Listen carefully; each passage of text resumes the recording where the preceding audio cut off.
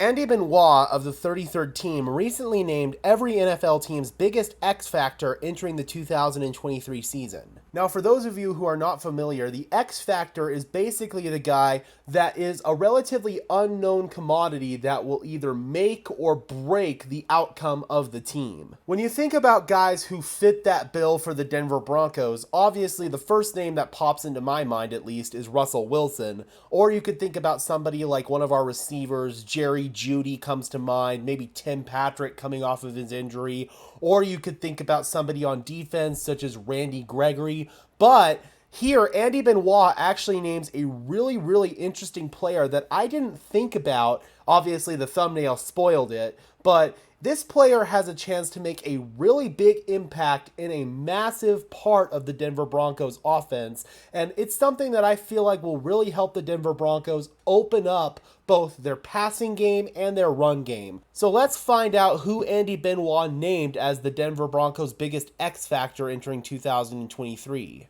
Obviously, again, it was spoiled probably in the thumbnail, but it's a really interesting name, actually, in fullback Michael Burton, who was signed as a free agent from the Kansas City Chiefs. Burton has some familiarity with Sean Payton, previously playing with the New Orleans Saints. Let's read what Benoit has to say about Michael Burton and why he chose him as the Denver Broncos' biggest X factor. Benoit says that this is less about Michael Burton and more about what he represents: Sean Payton's commitment to base personnel.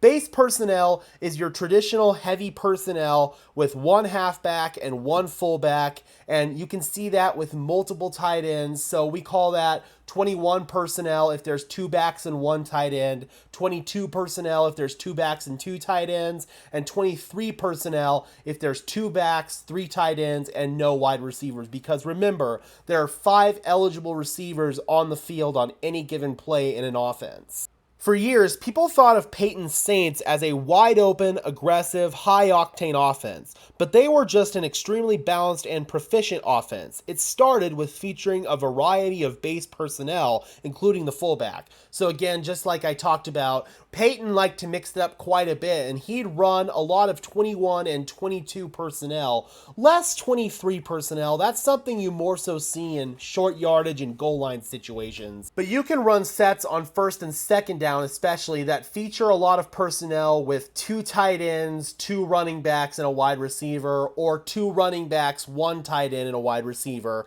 And Michael Burton is going to be a big piece of that. He's going to be a big piece in our blocking game, obviously, in the run game, but he's also going to be a piece in the receiving game as well. We could see him potentially get a few passes thrown to him each year out of the backfield as a fullback, and also just having him on the field will help open things up for our other receivers out of the backfield, and he'll just really help make the passing game come together, especially in the play action game. And that's what this article goes on to allude to even more. Only 4 teams, Baltimore, San Francisco, Oakland/Las Vegas, and Atlanta, played more snaps with a fullback than Peyton's tenure during his 15 seasons with the New Orleans Saints. Featuring a fullback, or basically an extra blocking tight end, that's what we had in Andrew Beck, but he was never a pure fullback. He was kind of a fullback tight end hybrid, if you will. That's the smartest way to play with Russell Wilson. A run-heavy offense sets up 2 things that Wilson does best, and those are bootlegs and QB keepers and whatnot, and downfield throws off of play action. So having a fullback, a pure fullback in this Russell Wilson offense is really going to help.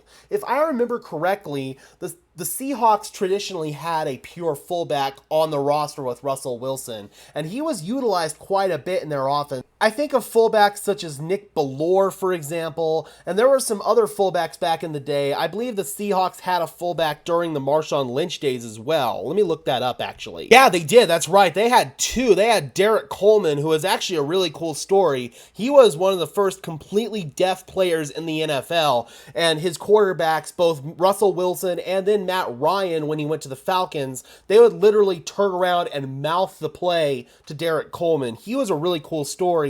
And they also had Michael Robinson, another fullback on the roster. So historically, again, the Seahawks have had fullbacks on their roster, and they've utilized them quite a bit. And although, again, Andrew Beck sort of did fill that fullback role for us last season, he wasn't a true, complete fullback, and that's what Michael Burton is going to bring to the table.